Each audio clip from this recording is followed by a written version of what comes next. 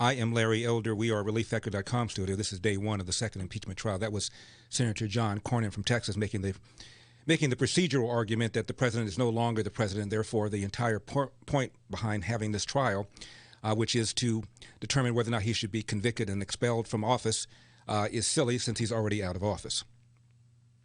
Now, I'm watching the Trump defense lawyer. I think his name is Castor, the first one. And I wasn't impressed.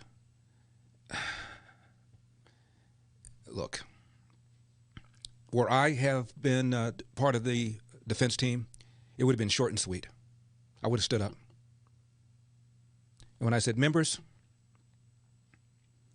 I stipulate that January 6th was a riot. I stipulate that many of the people there sought to incite an insurrection. I stipulate it was horrific. I stipulate that lives were lost.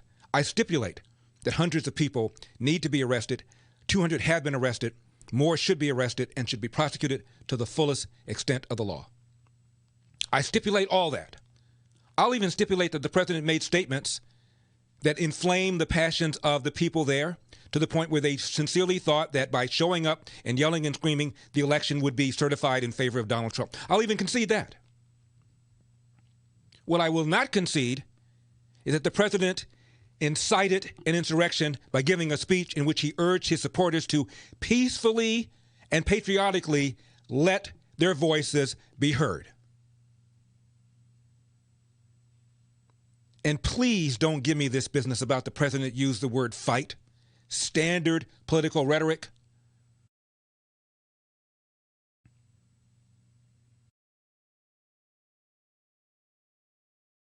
I want to ask you something.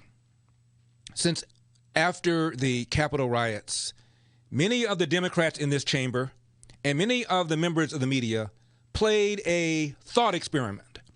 What if the majority of the protesters had been black, you said? Oh, the police would have responded differently.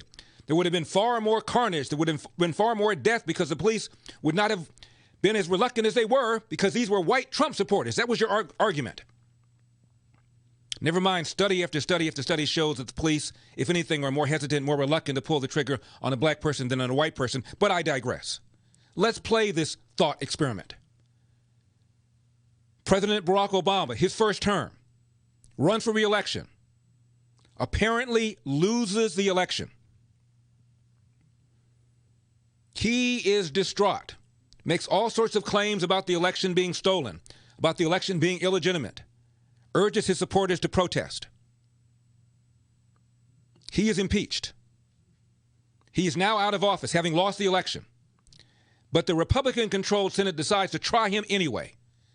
And after this, the Chief Justice of the Supreme Court says, I'm not going to sit in the trial because I'm supposed to sit in the trial of a sitting president. He's no longer a sitting president. This whole thing is a joke. I'm not doing it.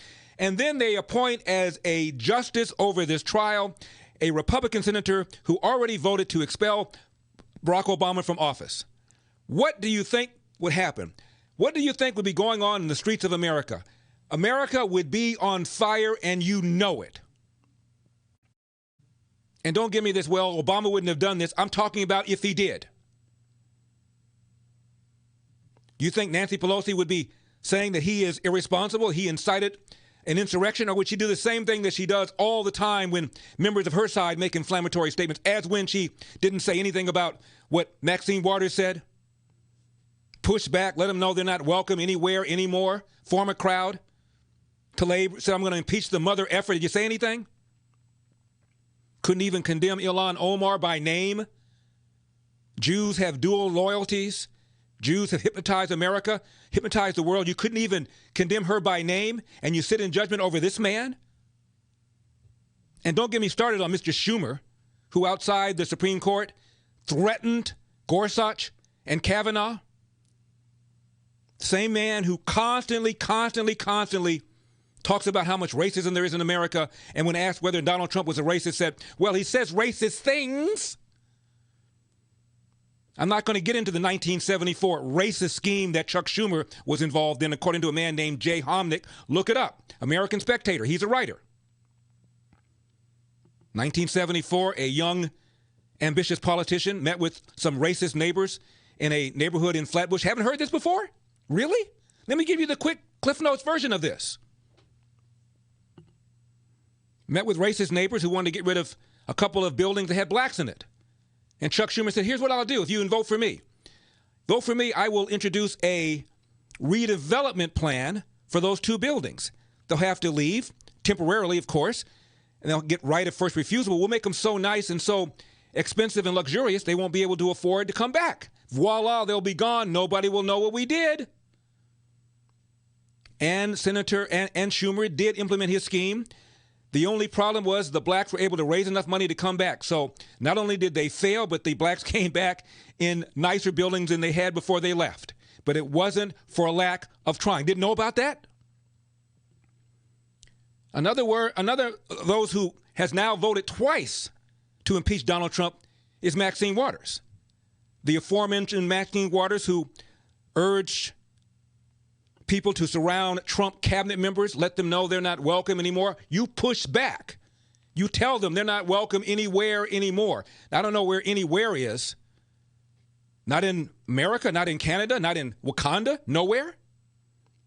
Same woman who wrote a letter to Fidel Castro when you all passed a resolution demanding that Castro send back to America a woman named Joanne Chesimore. Haven't heard about this, America? You will now. Let me give you the Cliff Notes version. She murdered a New Jersey state trooper, was convicted, broke out of prison, fled to Cuba. Congress passed a resolution demanding that Fidel Castro send her back. Maxine Waters wrote Castro a letter, said she was a freedom fighter, a former Black Panther, that she was persecuted, and urged him to keep her there where she remains as we speak. This is the body that has impeached President Trump twice and now wants to convict him so he never runs again.